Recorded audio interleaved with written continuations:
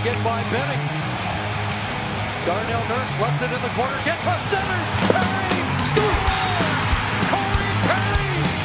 Ilya able to shake away from Solani. It's given away to Solani around in front. Score! Teemu Solani with the steal. Three in the face, 1-1. Score! On the floor! Paul Kariya!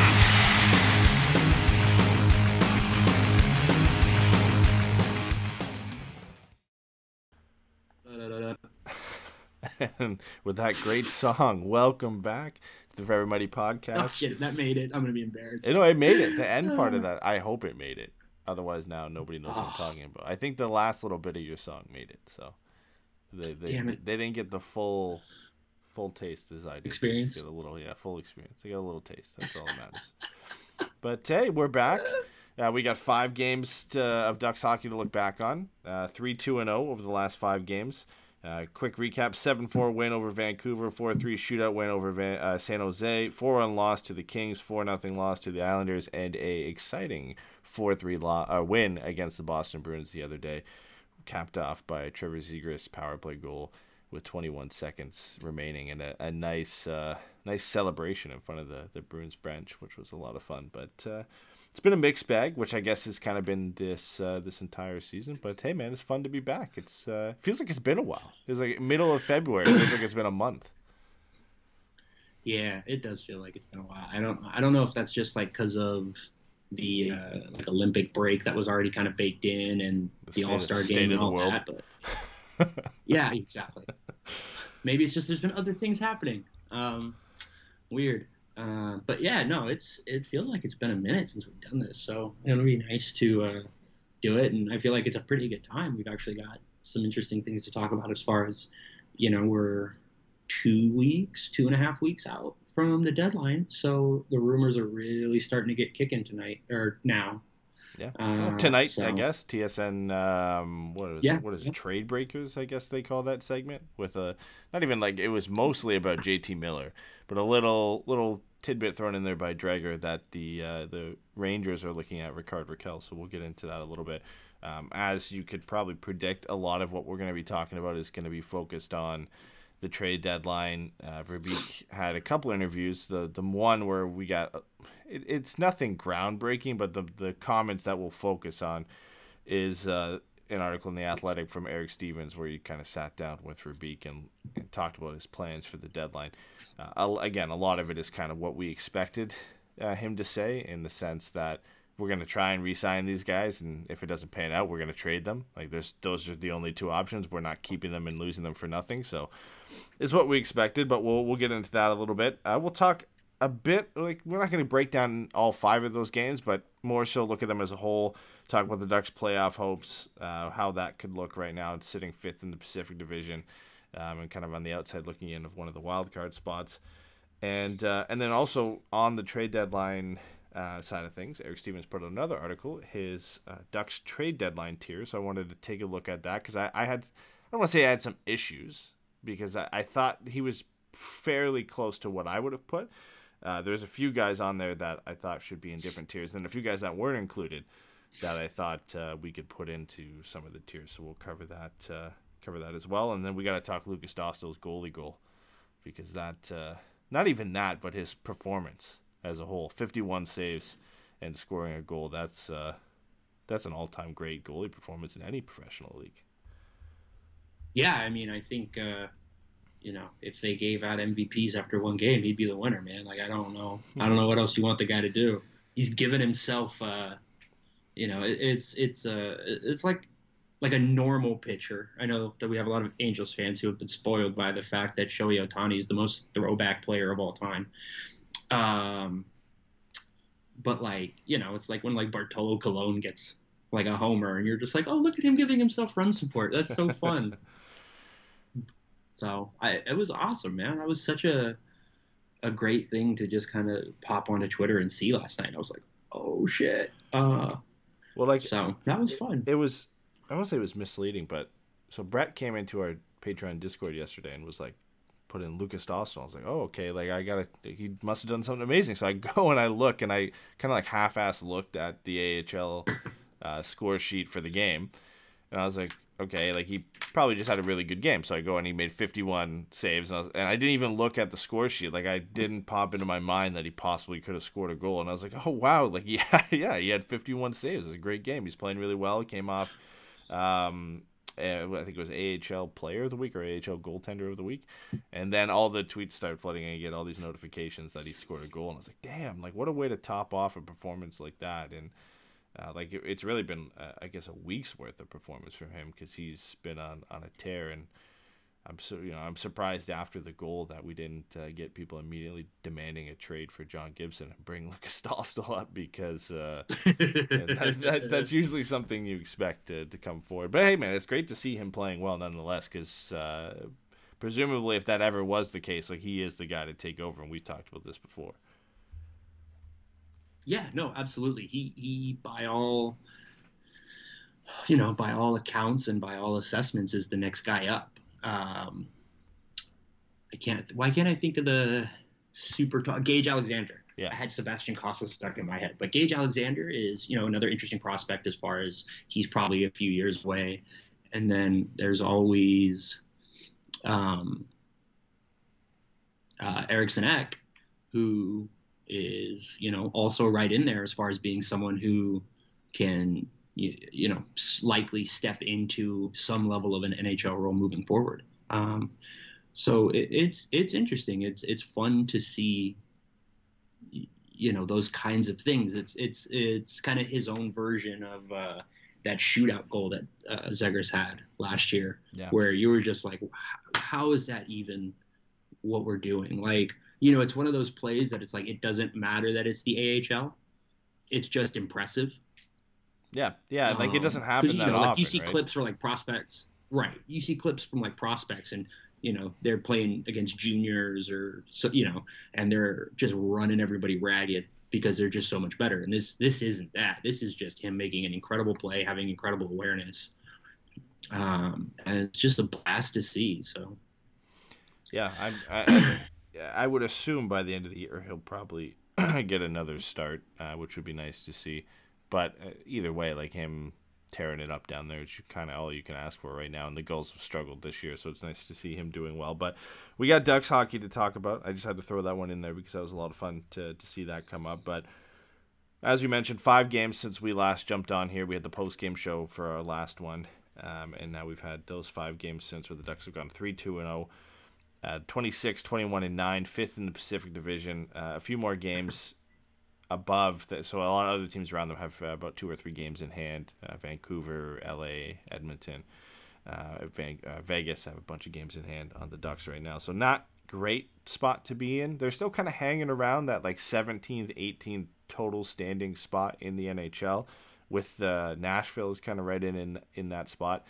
And fighting with teams like Dallas and Edmonton and LA for the final wild card spot potentially. LA rattled off 10 wins in a row at one point there, and I was surprised to see their record today. I saw them in I was reading an article, it was like power rankings, and they're 29, 17, and 9. It's like, god damn, like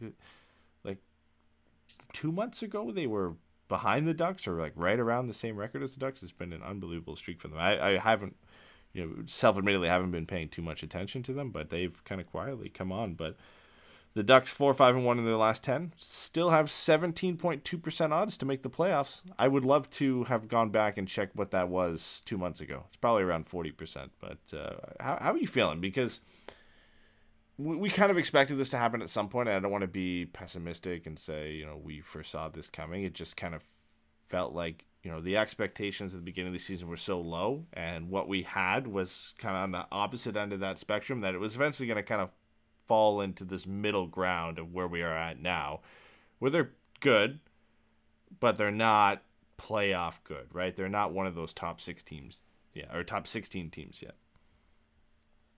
Yeah, no, I think, it's fun. Like, real quick, just to your point, like Los Angeles is definitively second in the Pacific right now. Mm-hmm. And it 100% appears that second and third are going to be in the Pacific are going to be much easier as far as claiming them than the wild card spots are.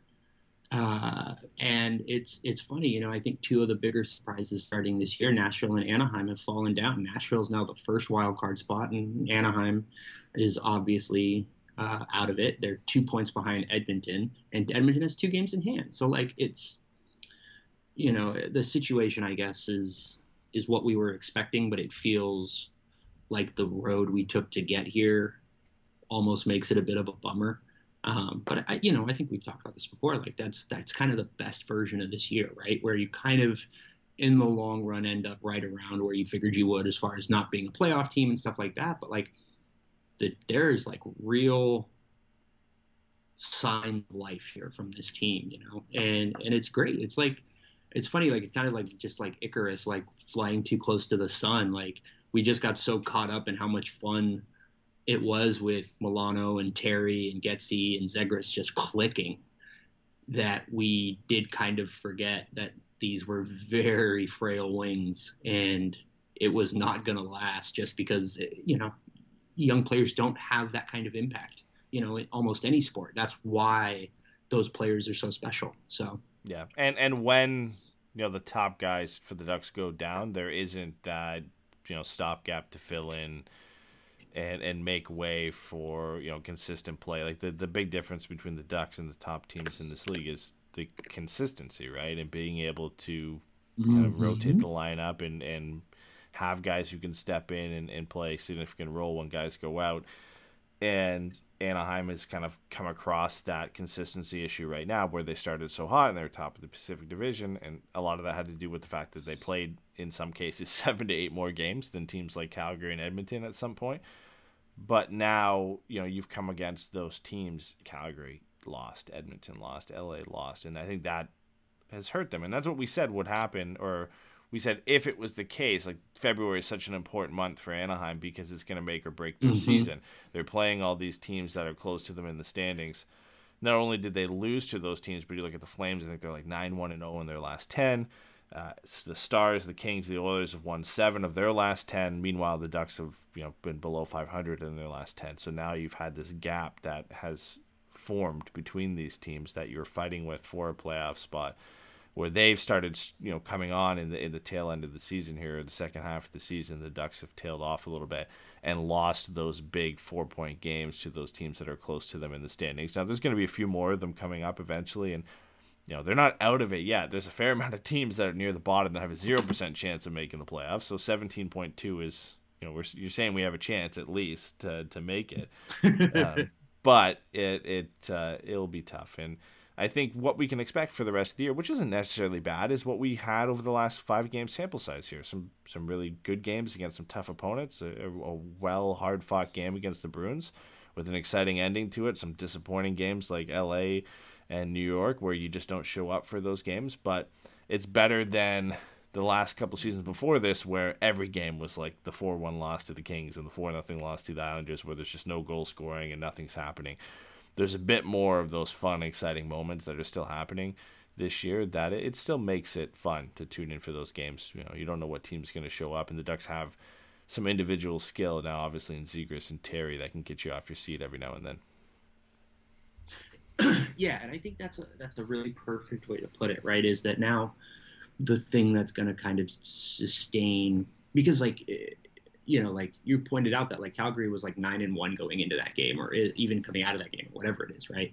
It's one of those things where it's I honestly almost wouldn't be that upset at losing to a team on a heater if they looked like they had any life in that game.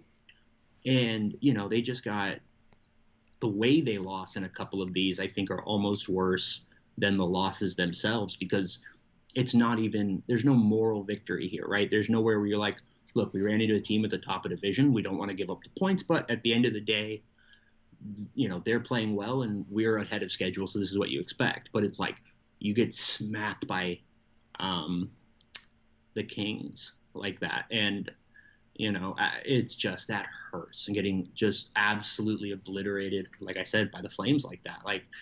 It makes it seemingly much easier to just really accept where the direction we're headed, as far as with these 3 key UFAs coming up. And Pat Verbeek and what he's going to be doing going into this deadline and what kind of calls he's going to be making. You know, like Brett asked in the chat the other day about, like, is losing Lindholm a positive or a negative for the next 3 to 5 years, right? Just in that thing. And I think at this point, looking at the way that they're playing and how kind of much they've settled down, like, I feel like I would say it's a positive, because you're going to move him for quality assets. And by the time this team is ready, he might be 32, 31, right? Like, it's 2-3 years from now before maybe everybody's really on time. You hope not, but I don't know that you want to count on it. You know, so I mean, what are your thoughts on that as far as, like, if, you know, they trade Lindholm, is that an automatic positive or negative as far as the next 3 to 5 years? Yeah, I think immediately it's a negative impact on the lineup immediately, because you're losing your best defenseman, arguably, right? Out of the lineup. You're at least losing one of your top defensemen out of the lineup, and that you have no immediate replacement for. Like, the replacement here is goalie, Larson, Mahura. You know, there's a huge drop-off from there. But again, you know, when we're looking 3 to 5 years out, where the positive comes in is whatever you get for him for moving him out this year, what does that become in the next couple of years, and how much closer does that get you to contention? You know, we've speculated on trade rumors before, but let's throw one out that we've talked about in the past. You move him to the Rangers and you get Schneider in a first or something like that. So, you know, how impactful is that on the team 2, 3, 4 years down the road, right?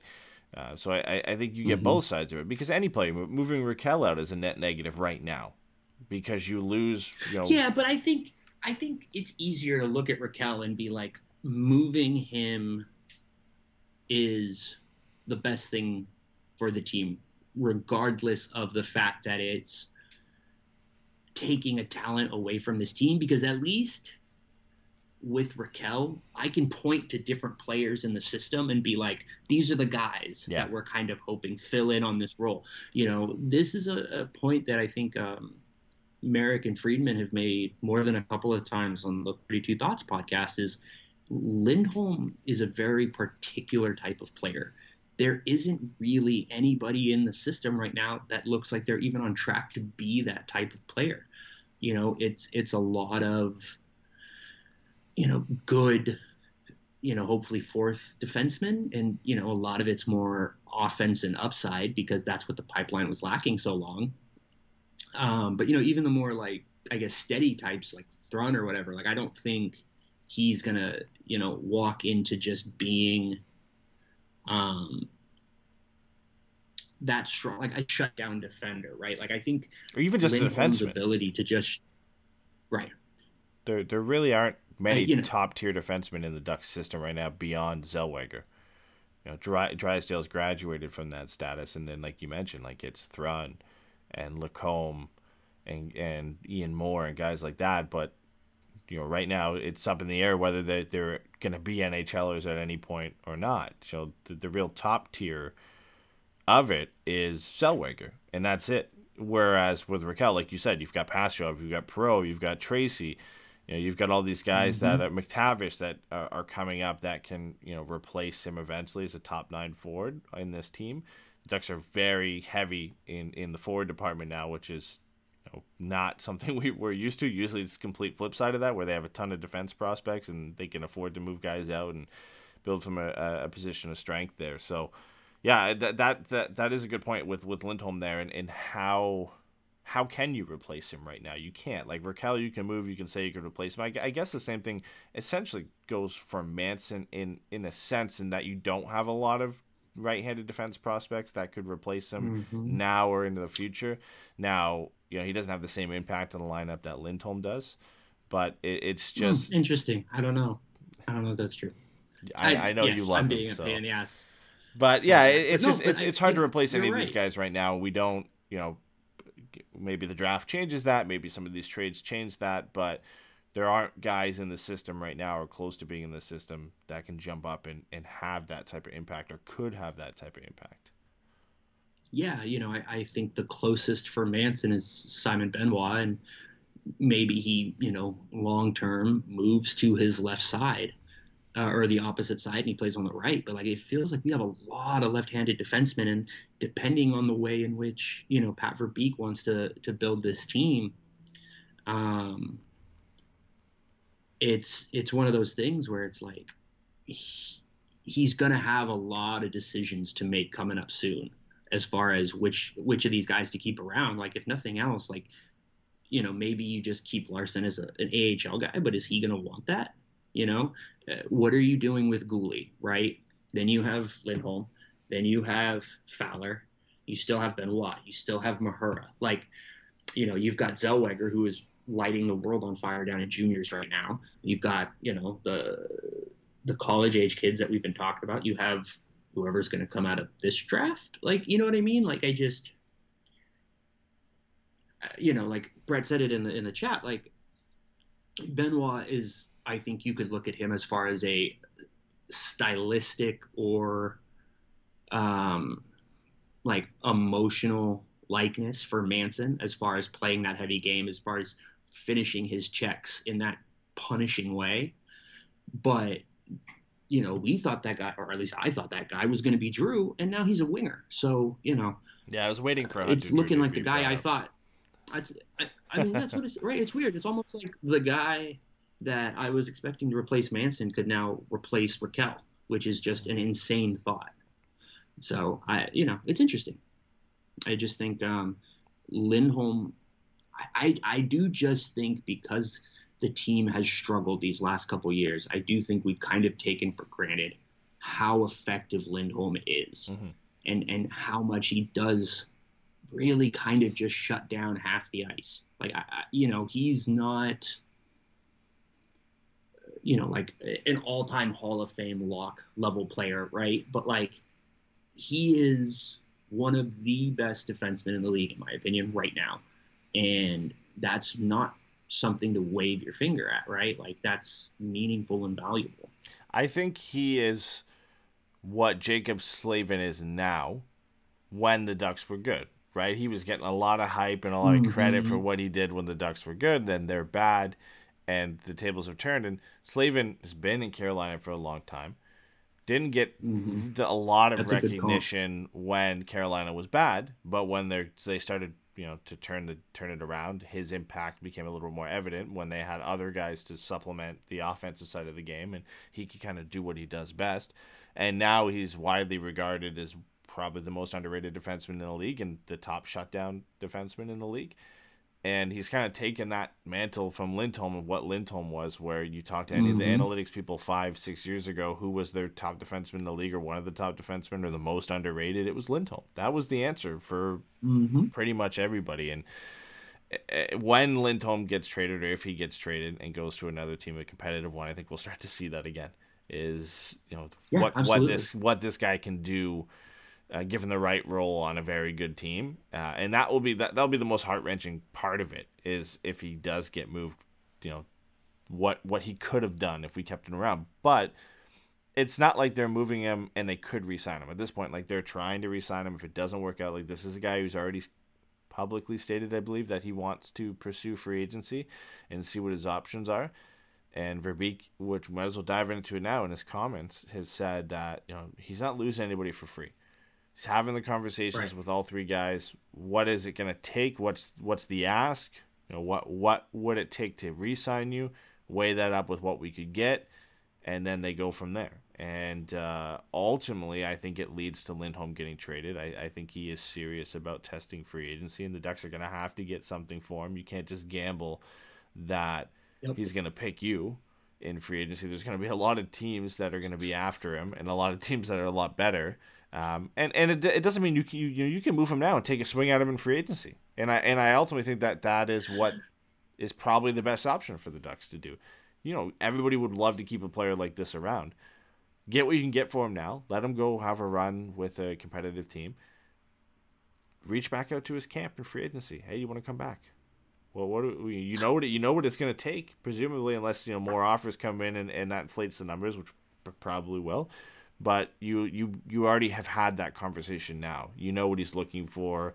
You're privy to that well in advance of a lot of other teams. So I think that's the best avenue for the Ducks. But yeah, the Lindholm situation will be an interesting one to follow, because he's the guy you'd want to keep around the most of the three, because there's not a lot of depth behind him. But he's also the guy that can fetch you the most. He's the top defenseman available, the most sought after defenseman in free agent, or at the trade deadline, especially of the unrestricted free agents. I guess Chychrun would probably be the top of that list, but Lindholm's right up there with Klingberg as the top defenseman available, and there's a hell of a lot of more teams who I think are looking for a player like Lindholm versus a player like Klingberg. And that's not a knock on Klingberg. That's just what Hampus Lindholm brings to the games, and what a lot of teams are looking for to bring in for a defenseman for, potentially a long playoff push.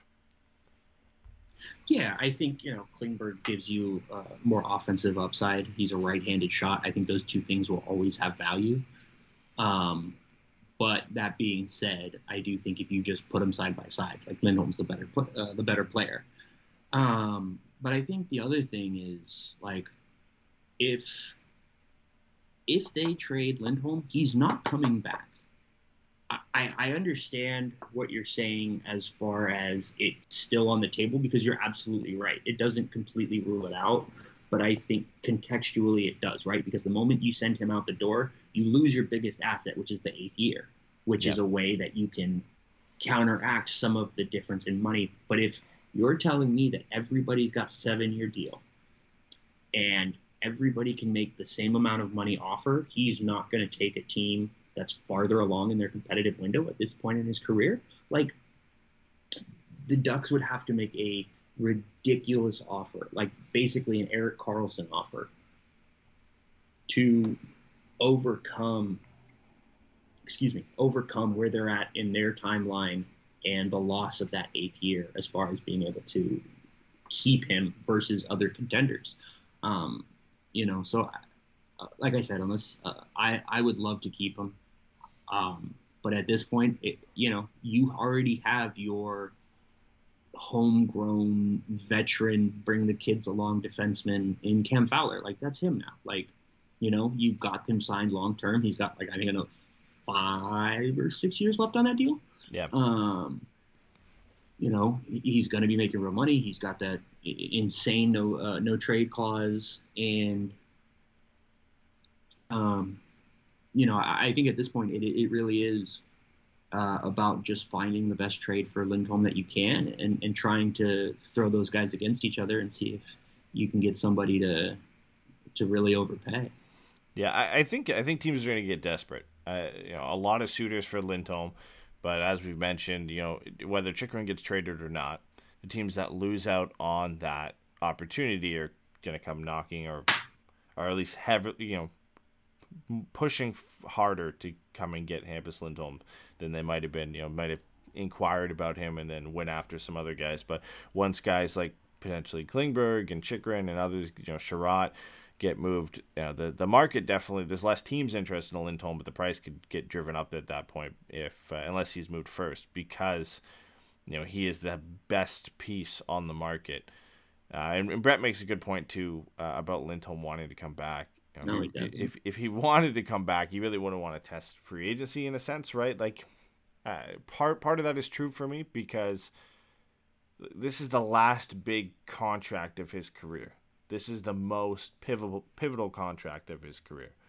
It's the prime of his career that's going to take him into kind of the tail end of the next contract he signs, unless he's playing just out of his mind, is going to be some smaller deals beyond this one. So this is an important decision from him, and I don't blame him for wanting to go in there and just test the market, see what teams are interested in, what their offers are, and be able to just pick the best situation that works for you. And if it came down to it, picking between teams like New York and Carolina and Colorado, why would he not go there, right? Like, those teams have a chance to win one, if not multiple, Stanley Cups over the next couple of years, the way their rosters are built. And he doesn't owe anything to Anaheim to stick around and dredge it through the next couple of years.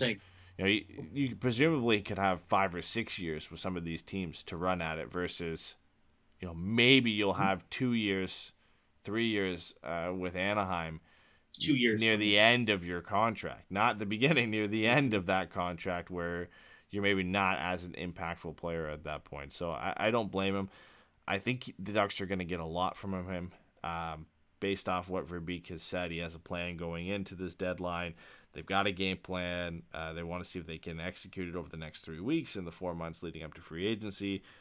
Improve the team as fast as they can, and ultimately, if they can't get the free agents back, they are going to move them. I think Lindholm is a shoo-in at this point. I think he gets moved. I think Rakell's along with that. And Manson's the interesting one just because of his contract status and the fact that he can kind of limit the amount of places that he could go. So that one makes it a little bit tough. And I don't think the Ducks can afford to lose 2 defensemen, to lose Lindholm and Manson. So that one will be a bit interesting. I think he's the most likely guy to potentially resign. Right? I don't think that's true though. I don't well, think they can, but like what? Sorry, I'm fucking going full first take here. What is your reasoning for saying they can't really afford to lose 2 of the defensemen in their top 4? Like, I'm not saying I don't understand it to a point, but I want to know, what about the Ducks specifically do you think is relevant here?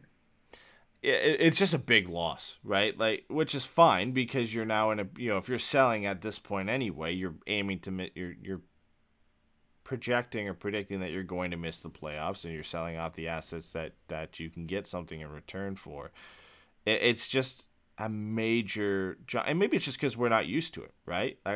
Maybe it's we're used to Bob Murray and buying and going into deadlines like that, where it's just not fathomable that the Ducks could sell 2 of their top 4 defensemen and a top 6 winger in the same deadline and get assets for them, because we're used to them being competitive or trying to make the playoffs, and the guys they have to step in and replace Lindholm and Manson right now make this team significantly weaker in a department where they're already struggling this year. To think, okay, Lindholm and Manson are gone. It's going to be Drysdale, Shattenkirk, Fowler, Benoit, Mahura, Larson at this point, like that, or goalie. Like that's what you're going to run on the blue line at this point. But that's where you are, I guess, right? Like I've flipped this around and I guess talked myself into it, but it's a situation we're not used to being in, or at least like I'm not used to being in, where I'm like, oh yeah, the Ducks could probably do this. Like they can move both of these guys, and yeah, they're going to be worse, but that's probably what they should be doing right now. Yeah, I want to ask you 2 questions, and I feel like they're kind of interconnected. So I'll ask one, get your answer, and then I'll ask the second part of it, I guess. Do you think it's at all interesting that we haven't heard any talk about trading Shattenkirk, who doesn't make a lot of money, is an offensive right shot, and all things considered is having a pretty good year already too. Has a cup. Yeah, it's interesting. I think he's a name, if anybody else from that blue line was gonna come up or potentially get traded, like he's next in line for that, and maybe it's just getting overshadowed a bit by the UFAs, because you have to either re-sign or move out Lindholm and Manson, so that's the brunt of the focus here. I could see some teams potentially calling on Shattenkirk, and there being interest from both sides. But that's a tough ask. That's a bold move. We just got off talking, like I was saying, I can't see them moving 2 defensemen out, let alone 3. That's a bold move from a new GM to be like, listen, we're getting rid of all 3 of these guys, and that's it. So that would be tough. I mean, if Manson isn't moved, right? Like if they do agree, so that's the second part. An extension. Would you agree to a 4x6 contract with Manson if you had a deal to get Shattenkirk out the door? No, God no. 4x6. You wouldn't give Manson 4 years at $6 million? No. Why not? I don't think he's worth anywhere close to that. What would you give him? I'd say he's worth closer to around 4.5. So you don't think he's in line for a significant raise from his current contract? I think he will get it. I just think what I'm comfortable giving him, that 4x6. Oh, fair enough. It will look awful from the get-go. It's going to look worse every year you get into that contract. It's not It's not a great deal to be handing a guy like that. To just get Shattenkirk off the books, who's likely not going to get you. He's not going to get you much more than what Manson probably would have got you anyway. I also, well, here's the thing for me is I don't think you're doing it to get Shattenkirk off the books. I think what it is if you can make a good trade for Shattenkirk, does that make you more open to keeping a player like Manson and having that stability on the right side for the next couple of years, just institutionally, right? All things considered, you hope he starts to move down the lineup, right? As younger guys come up. But I just think institutionally, and just to have some continuity. Mm-hmm. I think if you can get a good deal for Shattenkirk and bring in Manson to kind of be, again, that right-hand veteran presence, I think that has value. Yeah, I think it does. Just 4x6 for me is it's just a little rich for what Manson has done and brings to this lineup. I think he is a good 4. On most teams, he can be a good 4.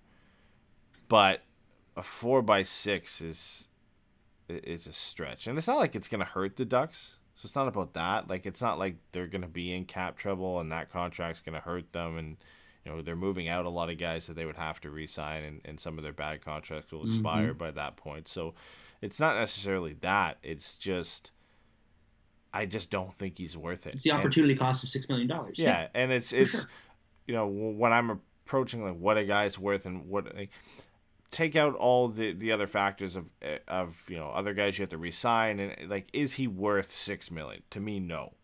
And regardless of any of the other factors of what it's going to do to the cap, and is it going to allow you to sign this guy, and what could you get for him in a trade, whatever, I just don't think he's worth 6, so I wouldn't give him 6. Now, if you're going to say, you give him a 4x5 or 4x4.5, you could probably talk me into it if Shattenkirk's going out the door for the reasons that you mentioned, that you've got Fowler and Manson as kind of your veteran presence on the blue line for the next couple of years, to help bring along Drysdale and Zellweger and Thrawn and a few others and insulate them into the lineup. Like, you've got 2 guys that are stuck in the top 4.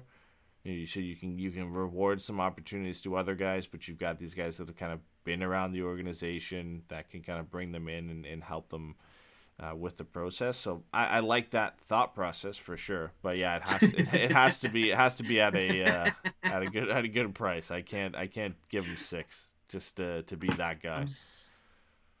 I'm so sad that Jay wasn't here for that, because you went process and then process. You did both of them back to back. Help him out with that process. Yeah, it's in no way intentional whatsoever either. I don't think flip so. Between the two of them. It's just funny. No, I think everything you're saying makes sense. I think Josh Manson is a $6 million player to Anaheim. I think he will get $6 million on the open market. Yeah, somebody will. I mean, somebody gave Eric Johnson. If Rasmus Ristolainen is about to get 6.4 allegedly from Philly, just so they don't embarrass themselves, theoretically, right? Just so they don't look like they gave up all that stuff for nothing. I don't understand how you don't want more. Like, you don't think Manson is at least hit 6. You know what I mean? Yeah. On the open market, he's getting at least 5.5 on the open market, I would imagine, for Manson, and a lot of it depends on term. He might take less money to get 5-6 years instead, but yeah, I mean, there's always value in a player like him, a right shot defenseman who's got some size and physicality to his game, and people will chalk up the last couple of years to the Ducks being bad, and you put him on a better team and things could rebound to the heydays of him with Hampus Lindholm and what they did together, right? So there will definitely be interest. There always will be in a player like him, and I think he is better than what we're seeing from him right now. And maybe that justifies a team paying $6 million. He's got the best defensive underlying numbers on the team right now. That's my thing. Like, okay, I'm sorry, again, full first takey, but this is driving me crazy. I get that he has struggled the last couple of years. He right now has the best defensive numbers on the team. Are they in good, underlying though? metrics. Are they good? Yeah, he's got like a 2.2, 2.1 goals against per 60, which is the lowest by, I think, probably 0.1, 0.2. I think Fowler's at 6.4, 6.5-ish, or 2.4, 2.5-ish. Shots and expected goals per 60. He has the best defensive numbers. And if you want to say he did get hurt and the team has started to struggle in games he's missed, I'm perfectly open to that as far as him having relatively better numbers, but I also think there's something to that statement that proves he's actually having a better year than we think is. The moment he has left the lineup, there has been a loss in some of that rigidity, and there has been a loss to some of that stability. And as much as you may want to say it's not so much him as who's coming up to fill in, I don't think that's fair. And I do think that takes away from what Manson has done this year. I think we've seen more of a return to form from him than a lot of people are giving credit. Mike, I think it's the stylistic difference that catches a lot of people off from what, like, he's just kind of a different player, right? From what we used to see from him. Yeah, I think that's fair. But I also think the other thing, and like I said, my friend Mike Fukuda made this point, which is when he messes up, it does stand out because it's usually a result of his skating, where he gets beat by a better, faster winger. Like, I'm pretty sure Evander Kane has hit him with the same inside-out move like 3 separate times. Yeah. And I get that it stands out, but I also think that this is part of the, anecdote versus data kind of a thing. And we're all guilty of that. I'm just as guilty as anybody. I imagine everybody who's hearing this eventually is going to go, yeah, well, you point out every bad thing Fowler don't like him at all. Like, more than fair. But it has been a little frustrating for me to see, to feel like I am seeing Manson be notably better this year than he has been the last 2 years, and to have the numbers back that up, and to feel like I'm the only one who thinks he's playing better. It doesn't make sense. And like I said, I get that some of his blunders are a little bit more theatric and they just stick out. But you know what I mean? I don't know. That's my piece. No, I get it, because I think what we're used to, what we used to see with Manson is, the mistakes were there, and the same mistakes he's making now happen. Like, it's not like that has changed. Like you said, Vander Kane's beating with the same move with 3 different teams, right? Like, it happens. Like, he's the same player in that sense, but we noticed him physically. So we saw good things that were noticeable from him, because, he's a shutdown defensive defenseman. He's doing well when you don't notice him, usually, right? But what we used to see from Manson is he'd lay a massive hit, and he'd be engaged physically, and he would be a guy that would kind of engage after the whistle or get in fights occasionally every now and then when the Ducks were good, because that was his role, and they played that style of game. Now, he doesn't do that a lot as much as he used to. You don't notice that anymore. That was the noticeable good that he could bring to the game. He's not going to do anything rarely offensively that's going to put you out of your seat. So those were the things you noticed from good. You saw that, okay, wow, Manson's having a good game. And then the mistake came. It's okay, the mistake, and then we put it with the good that came. Yeah, he laid this guy out and he fought this guy, and okay, he had a pretty decent game. Now it's, if we notice him, he's doing something bad, and it's rarely any of that good stuff that we saw before, the physicality, and none of that really matters in the grand scheme of thing of him having a good game, because like you said, the numbers are showing that he's playing better. You just don't notice it, and when we do notice him, it's a mistake. And I think that is where a lot of people get caught up in, okay, Manson's not good anymore, and he's not playing well, because when we notice him, it's a mistake. And not a lot of people, like, I'll be honest, I haven't looked at his underlying numbers, so I didn't know he was playing great. And I'm just looking at him objectively. When I notice him on the ice, it's a mistake. And bluntly saying, he's not playing well. It doesn't look great tonight. And there are definitely games this year where the mistakes have been more than one, and they've been plentiful, but this is not a great team. and that's going to happen, especially a guy who's tasked with a role such as him. But yeah, I think there is some unfair criticism because of that, because what we're used to seeing from Josh Manson, and when you do notice him, it's a mistake, right? Like Drysdale makes a ton of mistakes, but he washes a lot of that out when you're just watching the games with his skating and the skill he brings he's so offensively, dynamic, right? absolutely. So you don't notice it that much. So you can say, oh man, Drysdale's looking great because he's probably had 2 or 3 odd man rushes and some impressive skating zone exits that you're just like, wow, this guy's amazing.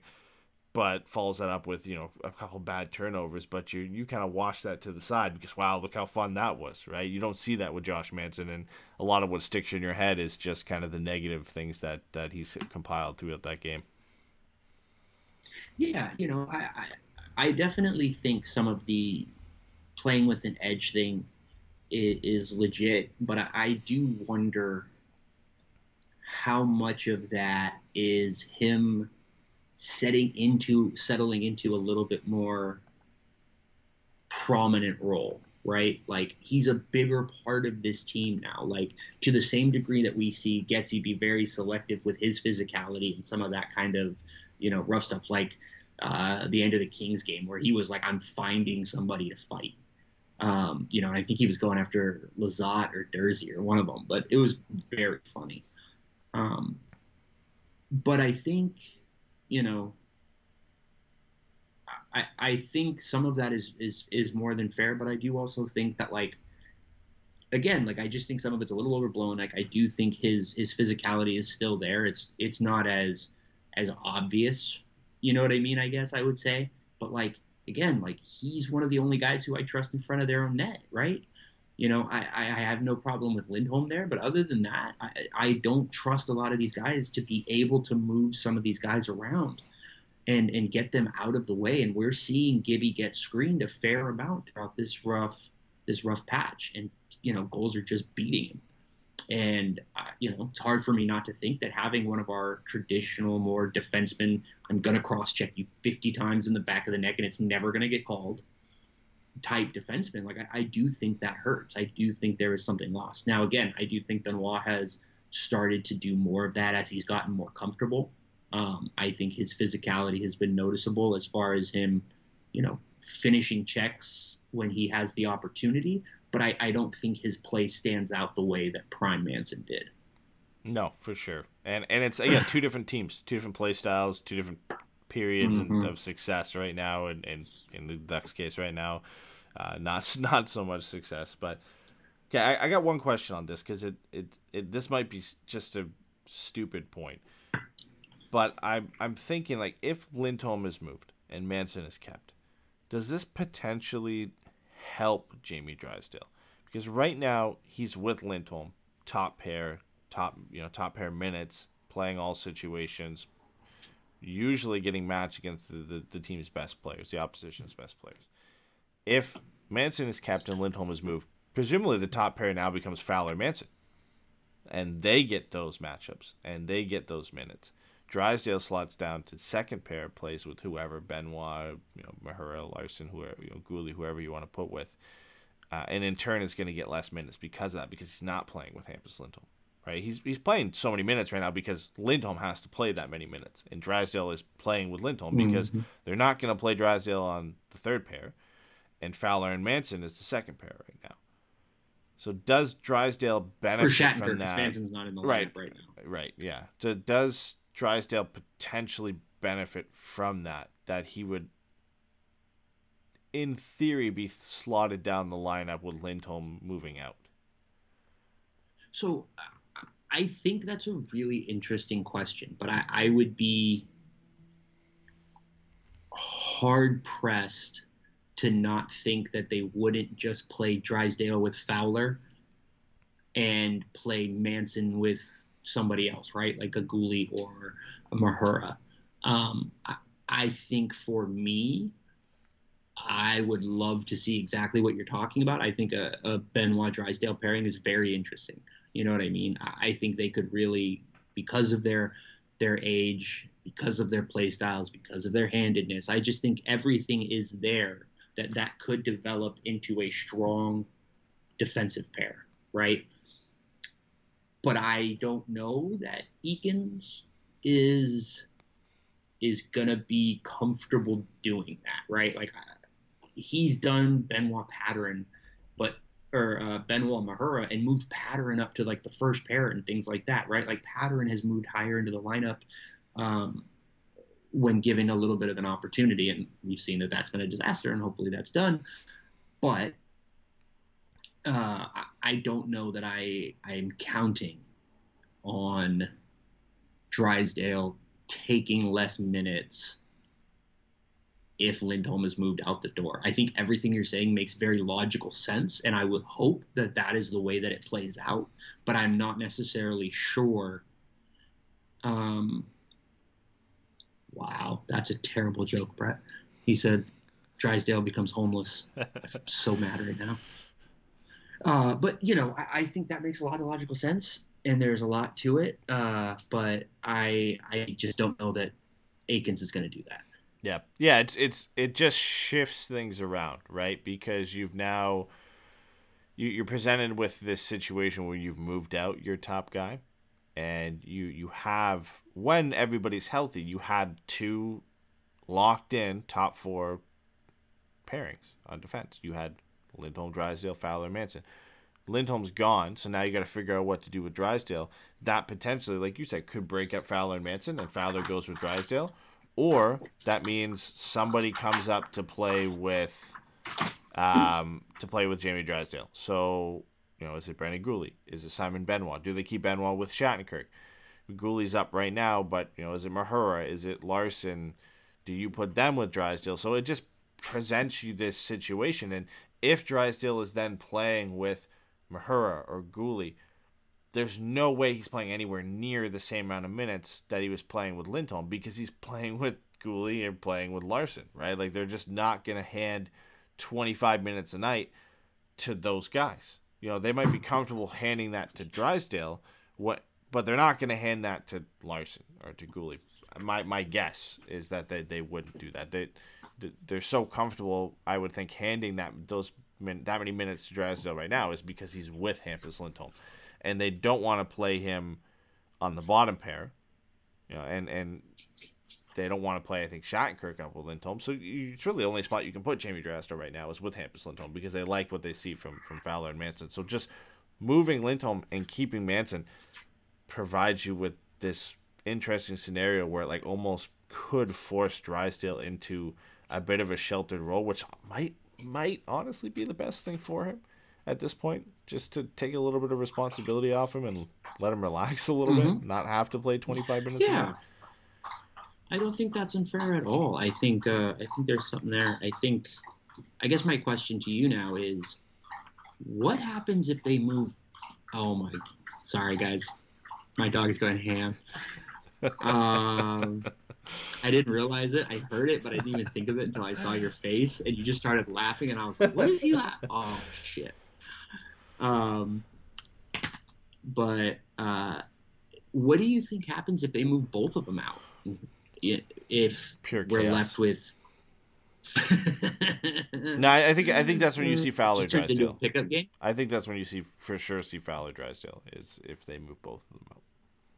Then what? Benoit, Shattenkirk, and whoever's left. Maybe Goalie, Mahura. Yeah, whoever's left at that point. It almost becomes it almost comes easier if you move them out, because Benoit and Shattenkirk have played together, and then you just fit the 2 pieces left from your top 4 together and say, okay, Fowler, Drysdale are together, and that's it. It becomes, in theory, simpler when you move both of them out, because you just fit the pieces that were left over together, and that bottom pairing just becomes whoever you've brought up to replace them, right? And like we've mentioned their names or already. whoever you had to take back in the trades. Yeah, exactly. So and that's one thing we'd even think of too is, if you get Schneider back for Lindholm, okay, well then he's playing, right? So then you could get bodies back in these trades that come in and replace these guys, and obviously not to the same level, but there is, it's not necessarily you lose Lindholm and don't get anybody back, and it's Larson or Goalie who have to step in there. It's, you could get some,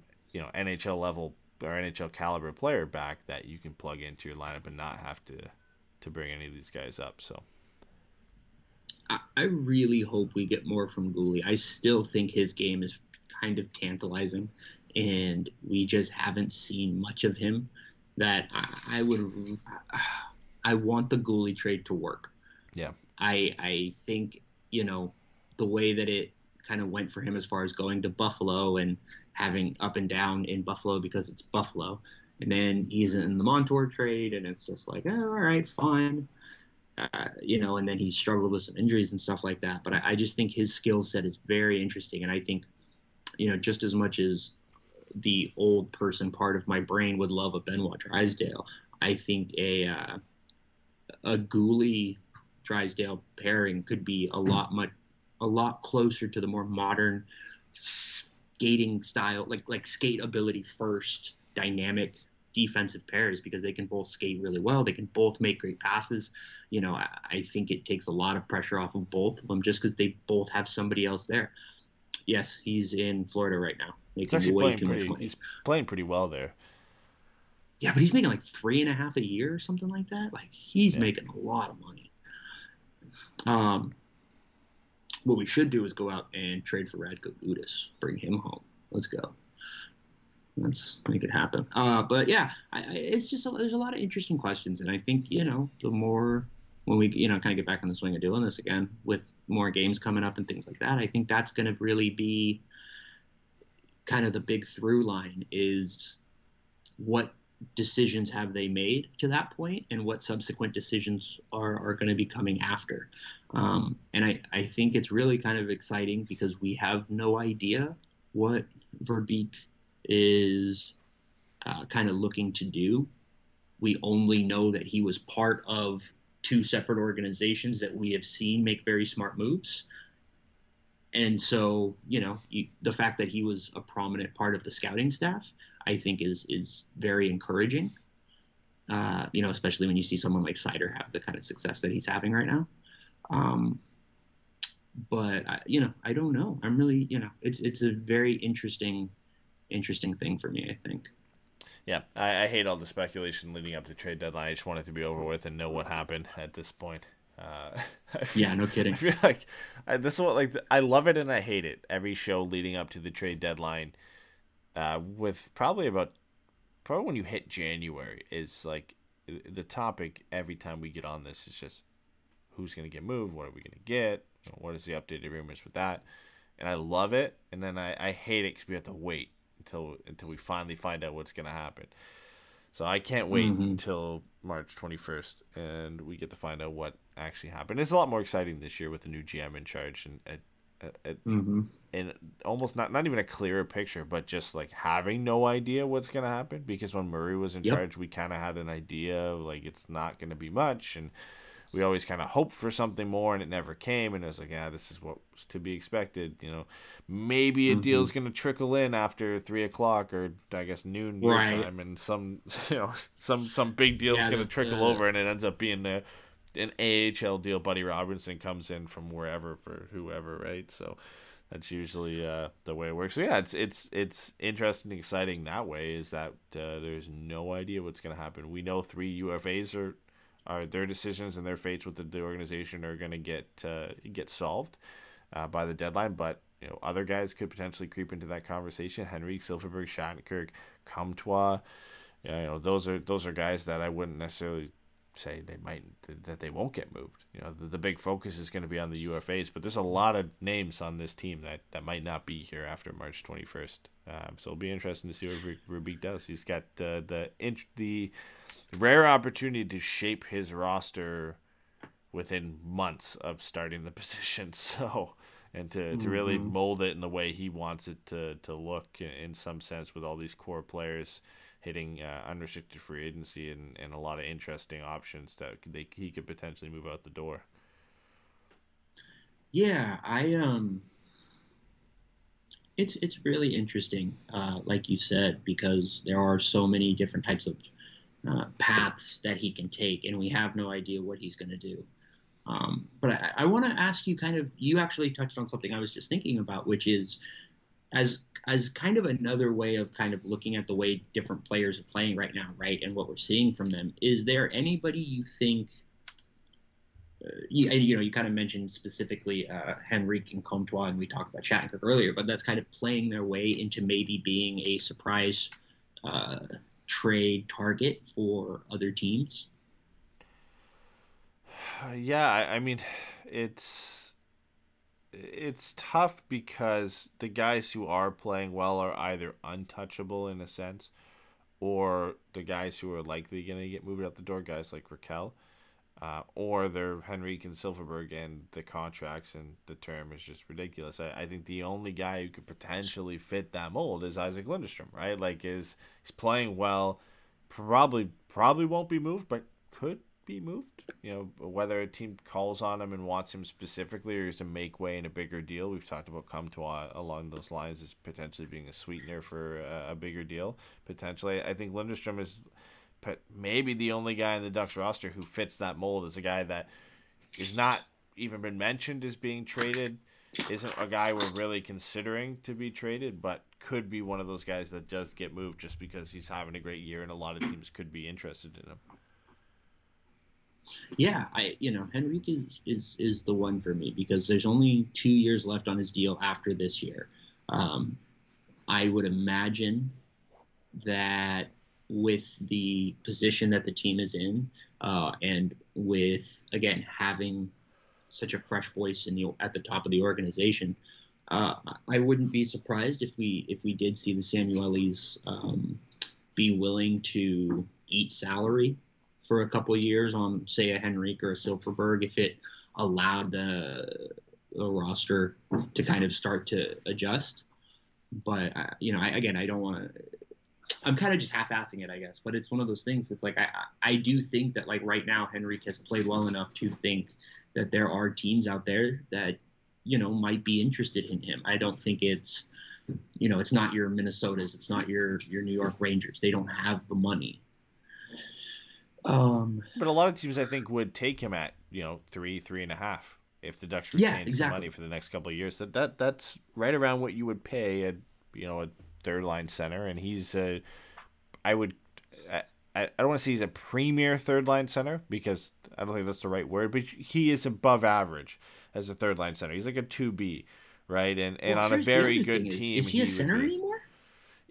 He can be. I think he's been shifted to the wing because he had to in Anaheim to make room for guys they want to play at center. Zegras specifically. Zegras playing center pushed Henrique to the wing because then you had Getzlaf down the middle and they still wanted Sam Steele down the middle, and Isac Lindstrom has played well, so it's like, okay, you've got to go to the wing. Like, we just have to push you to the wing. But I think that's flexibility for a lot of teams, right? It's like, okay, we can play him at center, but if we don't have to, we can play him on the wing. Like, and he's done well there, right? That I think means something where I think he has a bit more value over a guy like Silfverberg. And Henrique's actually played really well this year. It's not a dig at Silfverberg, but I can't imagine Silfverberg's value is that high because he's been known for his two-way play, but also being able to chip in offensively and score some goals, and that just has not come for him this year. Meanwhile, Henrique is kind of done what you expect from him, right? Is to be on pace for around 40 points and be a decent third line player for your team. So I think there could be some interest there. I think a lot of teams, I think the interest would pick up if the Ducks ate salary for sure. If they ate $1 or $2 million off that deal for the next couple of years, then I think there'd be a lot of teams calling on Adam Henrique just for the term, right? Teams that could fit him under for the next couple of years before they have to re-sign somebody and make a few runs at it with him. Yeah, I mean, look, he has 23 points in 34 games, so he's on pace for almost close to 60 points this season. A lot of that is obviously because of his ability to. He played with Terry and Getzy during Terry's superstar streak. But at the end of the day, he's collecting points. And it's interesting to me, right? Because you have Comtois, who I think is kind of I don't want to say like sneaky, but like kind of like a dark horse favorite to get moved just because of the scratches lately and the depth on the left side. But like there's still Max Jones in this organization. You have Milano, you have Braden Tracy, Pastujov can play both sides. Sam Steele, what is he, right? Mason McTavish, is he a center long-term? I think that he is. But we did see him this year, right? When he came up early, he did play the wing. And he was very effective. So I think there's a lot of interesting questions to be asked as far as, is Henrique almost a detriment at this point just to trying to develop the roster? And would it make more sense, and would you get more out of him? It sounds wrong to say it that way, but eating salary, right? Mm-hmm. And getting him out the door and getting him to a team that can use him to be competitive. Especially with his experience playing center, if you have a right-handed center and you can put a left wing with him who has experience taking draws, a lot of teams would be very attracted to that. We see that, already with teams playing guys to specifically take draws on different sides of the ice. It's just interesting because I think this point last year, I don't think a lot of us thought this would even be debatable, right? He's just going to be here until he's gone. Maybe his last year he gets traded at the deadline or something. But other than that, and at this point, again, if you eat $2 million on that salary, I don't think anybody's going to have a problem paying $3.85 for him. I don't think so. And I think like one good point that you had mentioned, I think like the opportunity cost of moving Henrique is that you have these guys who are coming up in the lineup that you can now put in and replace him with over the next couple of years, right? Like you said, Max Jones, not in the lineup currently. It's going to have to find a place for him next year. Okay, let's say Rakell has moved out. Okay, there's your like for like, or at least, you can move Jones into that spot for Rakell, and there you go. Okay, well, you've got Tracy and Perreault that have had a game each this year, probably play some games in San Diego next year, but are going to need some more shots at the NHL next year, and will probably have earned it at that point. Then you have guys like Pastujov, and McTavish is coming back. He's going to need a spot. Somebody else is getting moved here, right? Beyond Rickard Rakell. Mm-hmm. Whether it's at the deadline now or in the offseason, somebody's getting moved, somebody's not being brought back. Looking at you, Sam Steele, pending RFA again this year, like that could be a situation here. Comtois, again, we've mentioned him, but that's where you start to look beyond these UFAs and say, okay, like the defense, that'll figure itself out. There's not a lot of guys looking to jump up right now. We're speculating who could come in and actually replace these guys. Up front, it's a complete different story. There's a long list of guys that are waiting to jump into this lineup, and not a lot of spots for them to jump into. And that's where you got to start moving some of these guys out and getting something in return. And if eating $2 million means you could get some assets for Adam Henrique and make room for other guys in this roster to come up and play next year, it's worth it. It's worth $2 million for the next 2 years. It's not going to hurt you. It's not going to prevent you from, you're not going to be competitive. It's not going to prevent you from signing anybody you'd want to go out and sign or giving money to young players like Zegras and Drysdale. It's not going to affect you that way. So if it allows you to get somebody else, a Tracy, a Perreault, or Jones, whoever, into the lineup, and you get assets for him, it's worth it. Yeah, absolutely. So this is, as we're talking about the left side, Sonny Milano is an RFA this summer, and he turns 26 in May. Is he a sneaky trade candidate? Especially with that RFA team control kind of thing, and with the year that he's had, and he has shown definitively that he has the chops to play in a top six and to play with high level players, and he can actively contribute to those lines. Like, he looks great. I would love to keep him, but what is his next contract going to look like? And does someone like, say, Pat Verbeek, look to move him before that contract becomes a problem? Yeah, it's certainly an option. I mean, it feels like a net negative just because he has so much skill and so much speed, which is the two things that this team has historically lacked up front. But I mean, so anyways, I'll let you finish. I was just thinking those two dynamics. You got to analyze what you think you actually have in Sonny Milano, right? In that, we saw what we got from Maxime Comtois last year, led the Ducks in scoring, and we're looking at what we're getting from him this year, right? And it's not a great like-for-like comparison, but one season doesn't make the player. You got to objectively look at Milano and say, okay, like, can we get this again? And long-term, are we only going to get this type of play playing him with a guy like Zegras? Is he going to be with Zegras, for the next 5 years of his career if we re-sign him to, a 5x5 or whatever they end up re-signing him for, right? Are we going to be locked into getting the best out of him? We have to play him with Zegras. There's no flexibility there when guys like Pastrov and Perreault come up, and that's a real decision they have to look at and say, like, okay, like, then maybe we move him.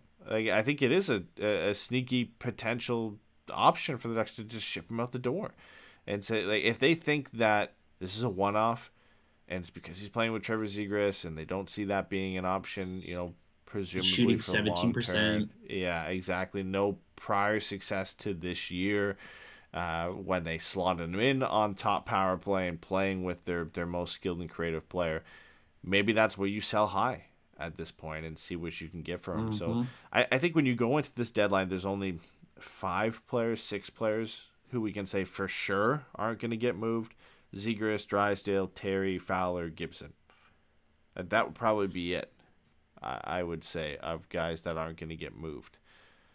Everybody else, I'd say there's even if it's a slim chance, there's a chance, right? Like, Lindstrom could be moved. Yeah. Lindholm, Manson, Rakell, Silverberg, Henrique, Comtois, Mahura, Delorier, Steele, Shattenkirk, Stolars, Milano. I can make a case for all those guys. The only 5 are Zegras, Drysdale, Fowler, Gibson, and Terry. That I would say there's absolutely no way you move these guys at all. You just can't. Fowler's case, it's he's played great, but contract and term makes it tough. You're not trading your starting netminder in the middle of the season. Zegras and Drysdale are untouchable, and trading Terry at this point would just be mental to move him. Now you can make a case. You can't. You can make a case along the same lines as Milano with him, like, is this for real? But the type of season he's had and the way he looks consistently every single game, like, he's as close to as untouchable as you can get. Like, he's not in the same category as Zegras and Drysdale, and, like, there's no way you're moving these guys out, but he's, like, right there. He's really 1 foot in the door of being untouchable. Yeah, and I think the fact that there is still the extra year on that contract at 1.45, I think it makes it even. I think it makes it more justifiable to keep him, right? Because what you could say is, if you keep him, and for some reason this year is a fluke, and next year he just kind of shows that this was an outlier. Well, all right, now you sold low, and you don't have the benefit of, like, having term at the end of that contract, that kind of stuff, right? But I think the opportunity cost of being able to, like, hold on to him and spend that extra year to make sure he's the guy that he very much looks like, I think that is more valuable. So I definitely agree with you that as much as you could probably get a fair amount for him right now, given the fact that he doesn't even make 1.5, and he has another year plus RFA after that. Like, you don't have to pay him at the end of this year. You've got that leeway, right, like you said, where you can, it would be so hard to do that to this fan base. You could get the moon for him right now because of that contract and the term, and the way he's played this year. But yeah, like the thing that makes Terry's situation different from Milano is that you have next year at the same cap hit to be like, okay, like you get another chance to show us this is who you are. With Milano, it's okay, contract year technically for him. You have to re-sign him at the end of this year. Is he going to take a bridge deal? Is he going to want a big deal? What are you going to pay him? Is he actually worth it? You're taking a risk there because let's say you pay this guy more than what he's worth. He's going to get paid a lot based off the way he played this year, and then he comes out next year and just doesn't show you he's that guy. He's just not that guy. He just had a really great season playing top line minutes with the only guys really generating any offense on this team when he's been in the lineup. He's been put in some really good positions, and like, I'm not trying to discredit Milano here because I've liked how he's played and I like him a lot, but it is a risky situation to come into to say, okay, like, are we going to give this guy throw out a number 4x4 or 4.5 or even more. And we don't know if he's that guy. We really don't know if he's that guy. And it takes a lot of, evaluation and conversation between the GM and the scout to say, like, listen, do we want to do this? Do we want to pay this guy whatever it's going to presumably have to pay? And I'm sure along with the discussions they've had with Lindholm and Rakell and Manson, they've reached out to some of the pending RFAs and say, especially Milano, and say, listen, like, what kind of ballpark range are you in right now? Because this is we got to know, because we're gonna have to pay you at the end of this year. And as Shane says, you're not that guy, pal, for Milano. I don't know quite yet if he's that guy. So yeah, that's an interesting one. That probably should have been our pick for sneaky guy who could get traded at the deadline is Sonny Milano. Yeah, I think the thing with him is, he so clearly works well with Zegras. And I think the thing to me that would be encouraging is, like, when you watch him, he's an incredibly effective forechecker. He really does do a good job of getting in and onto that puck and really generating pressure on those defensemen if they're not moving their feet. And I think that is the kind of thing that you could look to as saying, I think those plays make this season repeatable, because those are the kinds of things that like Daniel Sprong didn't do that, right? So even as much as you wanted to talk yourself into just that shot being insane, he was not active like that. He didn't do those kinds of things where you're like, he's going to look to create his own opportunities. He was just going to wait and take the shot as soon as he had the puck. And I think that makes Milano much more attractive as far as wanting to take the risk with Milano. Yeah, there's an effort level there that you can see, and the compete level and some individual skill that we've seen that can convince me that he can do this again. But I'm not 100% sold yet, right? And so it's such a tough situation to be in, because it could completely backfire, and you could move this guy and he turns out to be that guy and you traded him. Mm-hmm. But then there's the flip side where you sign him to a deal that he's not worth, and now you're stuck with this guy at potentially a long-term contract, and he's just not worth it, and he can't do that again. So it's a fine line to dance with Milano, and it's same with UFAs and RFAs. Like, it's tough to judge him off a contract year when it's a breakout year. Like, it's just the way the stars aligned that this is his breakout year, and he's a pending RFA at the end of the season, which is why it's nice that Troy Terry has that extra buffer year, right? We all assume he's that guy, and I would put a lot more stock in Troy Terry being this type of player than Milano. But it would still be a tough call again to what are you going to pay this guy at the end of the season if he was a pending RFA? Well, now for the Ducks, they've got another year to look at next year and be like, okay, do this again. Show us you can do this again, right? And look at Maxime Comtois, right? Like, what if we had to pay him based off what he did last year? And what that could have looked like, and then he comes into this year, right? I mean, we kind of did, but yeah, it's tough.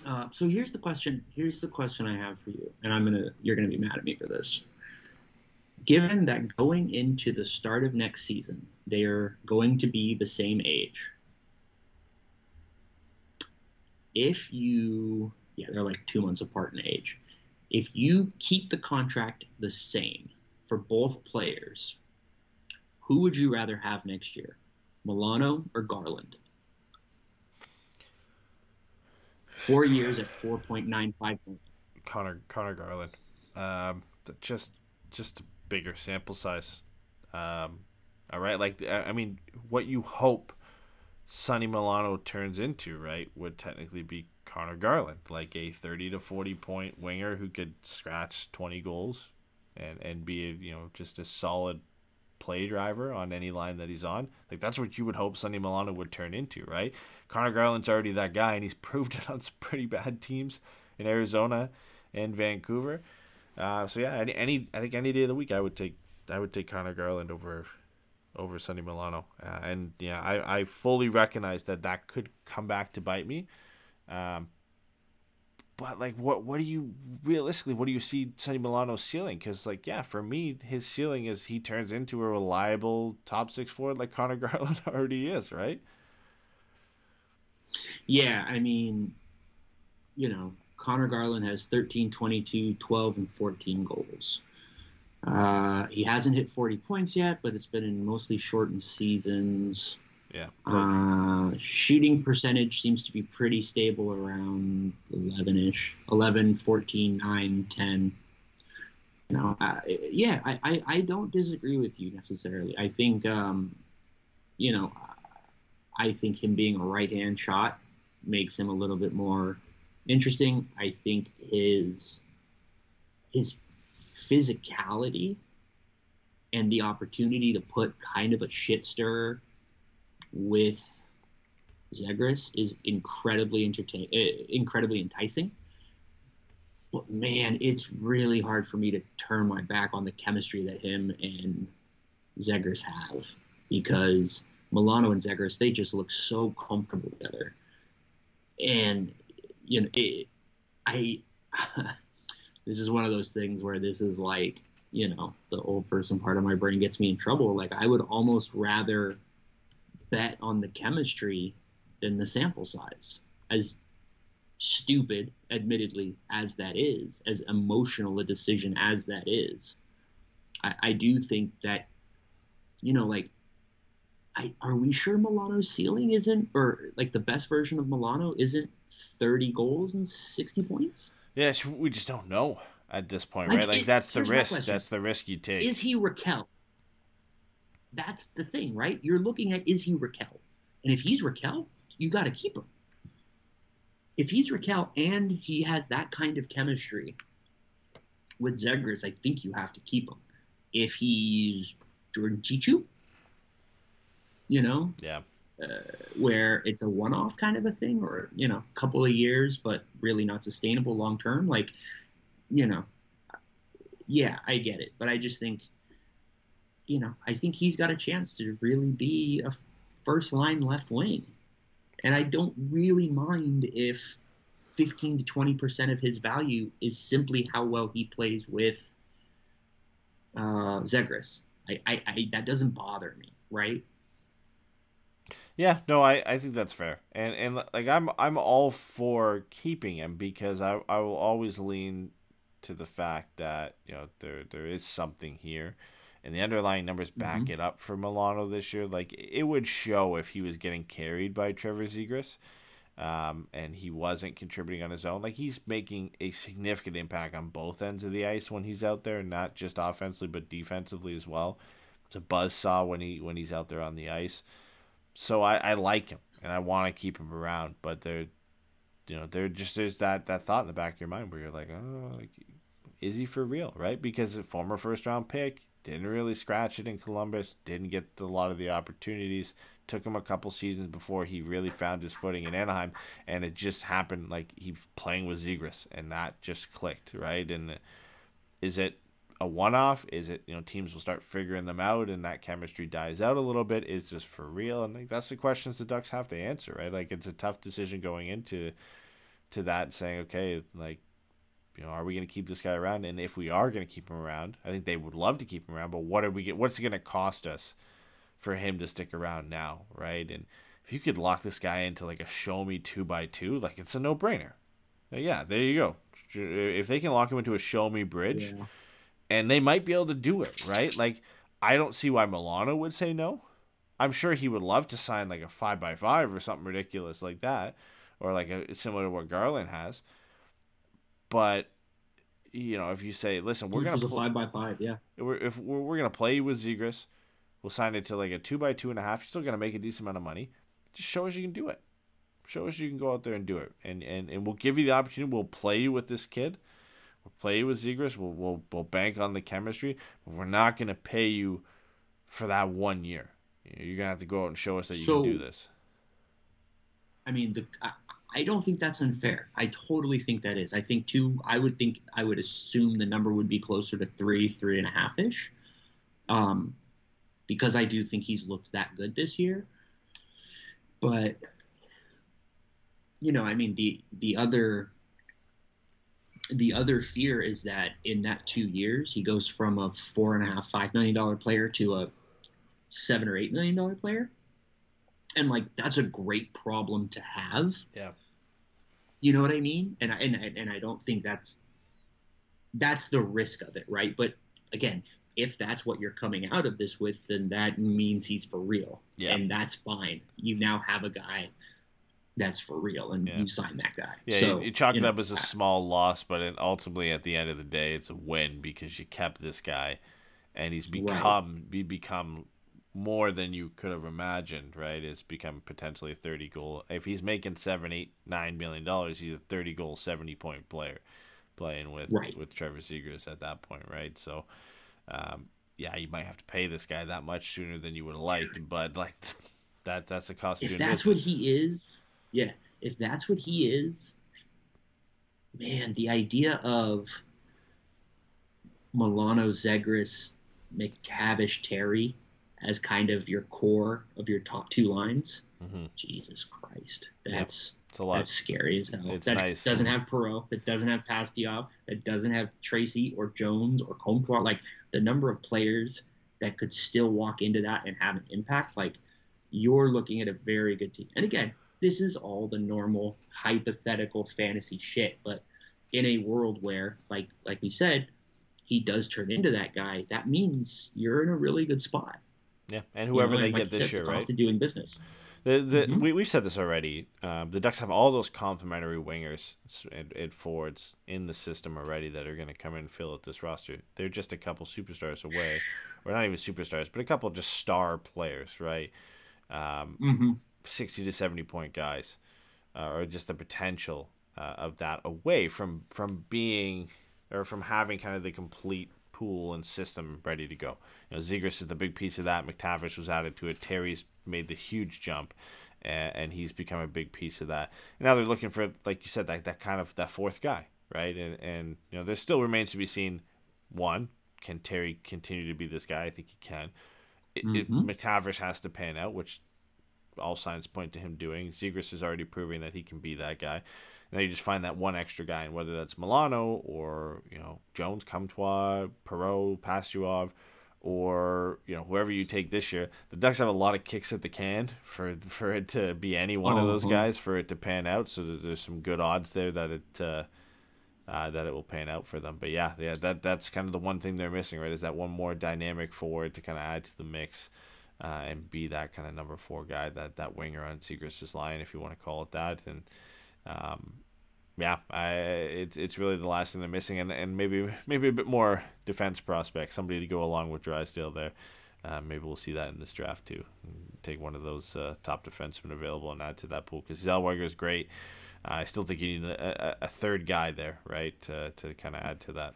Yeah, absolutely. I think you definitely do, and I think, given the profile of Zellweger and Drysdale, I think you are definitely looking at a Jake Sanderson, a Braden Schneider type player. That's what you're looking for, a bigger body who is going to be able to play consistently good defense. I don't mind, that Zellweger and Drysdale are 7 feet tall if they stand on each other's shoulders. But you still need to accept the reality that size comes with certain limitations, and it seems to be more than made up for by what they bring. And again, with Drysdale, he really does leverage his skating so well defensively,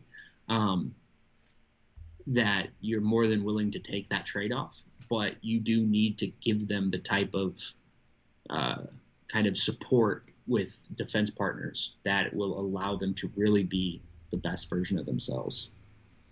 I'm excited, man. I'm excited. Trade deadline talk, trade talk in general always gets me pumped up for the end of March here. So I'll be excited to do that. I know we're planning on doing something that day. I'm taking the day off no matter what. I don't know if we're gonna do what I've done in the past and be live for the entire day. I think it all depends, honestly, on whether guys get moved ahead of the deadline, which is likely what's going to happen. If we go into deadline day and Lindholm, Manson, and Rakell haven't been moved, I'll probably go live. and wait for it to happen. Likely that's not going to be the case. I would imagine at least one of them is going to get moved in the next week or so here. But we're going to do something that day, whether it's we jump on for quick 20-30 minutes when a trade when a trade happens and the Ducks move somebody or acquire somebody, or we kind of go and kick it live a few hours into the deadline and ride it out. But we'll let you guys know what's happening. Want to wrap up the show? Go live. We'll make Eddy play Elden Ring. Yeah, that I'm sure everybody would enjoy. Well, we can just play Elden Ring during the trade deadline. That's what we'll do. Yeah, I'm down. I'm sure, I don't know. Sounds like a good time. I don't know how many people would tune in, but it's gonna be me, you, and Brett, and that's it. Yeah. So pretty much like right now. Goodness. We gotta make our predictions real quick before we wrap up the show. Vegas tomorrow, San Jose on Sunday to finish the week. What do you got? I mean, I think they're gonna split them, but that's more about how I feel about San Jose than I feel about the Ducks. Yeah. I think it's loss against Vegas, win against San Jose. Both home games. Then we head on a 5-game road trip: Chicago, Nashville, New Jersey, and New York. And New York again. New York Islanders, New York Rangers. And then back. So 3 winnable games. Yeah. Well, presumably all of those, right? Except for the Rangers, you could say, like Chicago, Nashville, New Jersey, and the Islanders. You probably you should be in those games. I would put Nashville, yes, but I think Nashville is closer to the Rangers than they are to Jersey, which is the strongest of the bad teams, right? Because you would go, it's the Rangers, Nashville, Jersey, Chicago, Islanders. The fact that Chicago is better than anybody is a miracle. Yeah. I honestly I put New Jersey to just out of personal preference over the Islanders, and I like some of their younger players. They just got Dougie Hamilton back, which I think is a big plus for them. Yeah, that's huge. But it should be 3 winnable games for sure. Nashville's kind of teetering on between the two, but yeah, you're right. They are closer to the Rangers than they are to the Devils or any of those other teams. So it'll be an interesting road trip when they pull up for 5 games there. But starts with the 2-game homestand here against Vegas tomorrow and San Jose on Sunday. So 2 big games still, right? Like in the grand scheme of things, big. Vegas for sure tomorrow. They've slumped a little bit as of late. I think they're losing right now. So it's a big game. It's a 4-point game for a team that you're within a couple points of if you're looking to make a playoff push still. So they need at least 3 points out of this next 2 games. They need 3 points. Yeah. If they don't get 3 points, then I just think it's going to be too much. Because if Edmonton does kind of keep it together, if they're able to add a goaltender, the Kings are clearly going to be buyers right now because they're in such a good position. You don't want to be trying to fight for third with, Vegas, Edmonton, and why did I forget the name? Vegas, Edmonton, and LA. And all of that doesn't even count Vancouver, who I think is only like a point behind the Ducks right now and has a game or 2 in hand. So, it could spiral really fast, which to the kind of the bigger point of this season, every little bit that they get past, they move down in the standings is an improvement in their draft lottery odds. And look, if we trade Lindholm, Rakell, and Manson and get Shane Wright, I'll be very happy. That'll work very well for me. Got to get to that bottom 10 because of the new draft lottery rules. You can only jump 10 spots. So we got to get into that bottom 10. So that means losing a few more games if they're going to miss the playoffs. Listen, if they miss the playoffs, and I know people don't like to hear this, but if you're going to miss the playoffs, the lower you finish, the better. Right? Because you get better odds at the lottery. It's not a fun way of looking at it. I'm not actively wishing the Ducks lose. But in the grand scheme of things, if they were to miss the playoffs, yes, I would rather them finish lower than to just miss the playoffs and finish, just outside 1 or 2 points back. Better odds at the draft lottery I'll take over just missing out on the playoffs every day. Yeah, no, 100%. And I think again, like, this is something that, like, we've talked about multiple times, but I think that's a testament to how strong this team's future looks right now. That there isn't really, like, I think it's two different things, right? Because, like, there's hoping that the team fails so that they can finally bottom out, finally get those picks, finally start to work their way forward. This is more of like, hey, man, I'll take an extra couple losses, get a better pick, and really, make sure that we're bringing in a difference maker. Just give me the extra difference maker, as opposed to, man, we really need to finish in that bottom three. So, it feels like it's really just a lot of positives. It just might be a painful process getting there. Yeah, well, that's going to wrap it up for today's show. We will be back. I know we're planning on recording a Patreon episode this weekend on Saturday, so we'll be doing that. Jason should join us for that one. I know we've been kind of... That's the rumor. We don't know. Yeah, it's not confirmed until Saturday when we actually go live and record it.